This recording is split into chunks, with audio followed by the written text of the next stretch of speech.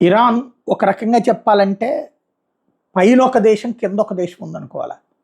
మనం మొన్న పాలస్తీనాలో చూసాము, లెబనాన్‌లో చూసాము.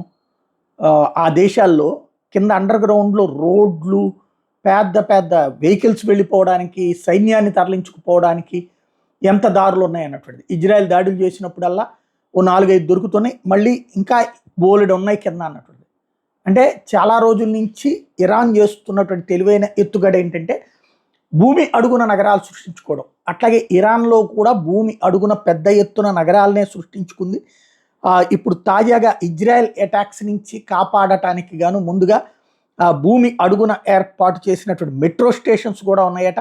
అట్లాగే అక్కడ పార్కింగ్ లాట్స్ ఉన్నాయట భూమి అడుగున. బాంబ్ షెల్టర్స్ ఉన్నాయట.